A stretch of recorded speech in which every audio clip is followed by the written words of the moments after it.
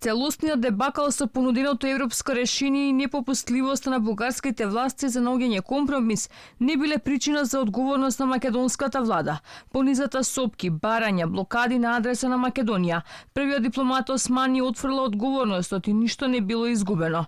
Поголема грижа од бугарското вето требало да не биде годишниот извештај на Унијата за спроведените реформи. Пред се сме одговорни до европскиот извештај, до извештајот на Европската комисија. Тука ми е најголемиот стрес каков ќе биде тој годишен извештај на Европската комисија, дали сме ги исполнили условите, политичките, економските, бидејќи доколку тој извештај на Европската комисија покаже дека земјата не ги почитува, односно не ги исполнува критериумите, тогаш навистина земјата има сериозен проблем во тој дел.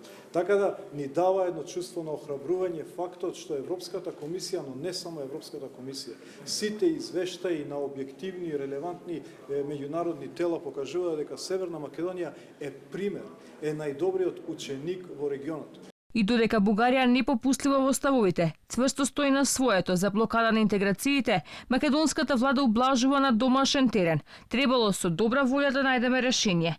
Министрите за надворешни работи на Словенија, Чешка и Австрија од Скопје порачуваат дека даваат поддршка на идејата на португалското претседателство за одржување на меѓувладината седница.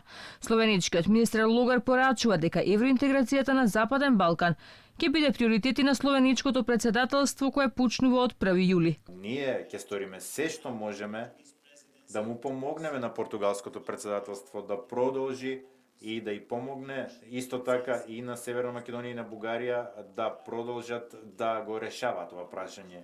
Но не би сакале да имаме политичка дебата за ова прашање. Ова е од клучно значење затоа што станува збор за национален интерес. Кога овие нешта се случуваат, патот е долг, но сепак битно е да имаме јасна настока. Чешкиот министер Кулханек ја повтори чешката позиција дека билатералните спорови не треба да бидат пречка за евроинтеграцијскиот процес на земјата. Времето е клучно во ова прашање. Не можеме да си дозволиме да заглавиме во ваквите историски спорови и барања. Мораме да го ставиме процесот во оптек.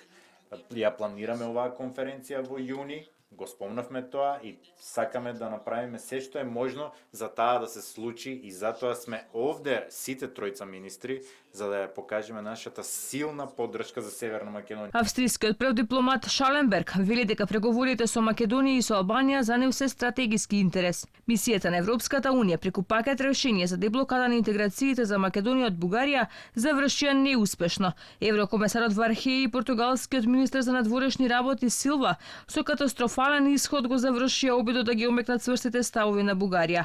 Официјална Софија не попушта. Тврди дека соседот кандидат за членство не ги исполнува врските од меѓународниот договор, најмногу поврзани со историјата, јазикот и идентитетот. Бараат гаранција од Македонија дека ќе ги почитува врските од договорот за добрососедство. Ваквиот сигнал од Бугарија е само потврда дека Македонија и овој пат извиси од интеграциите.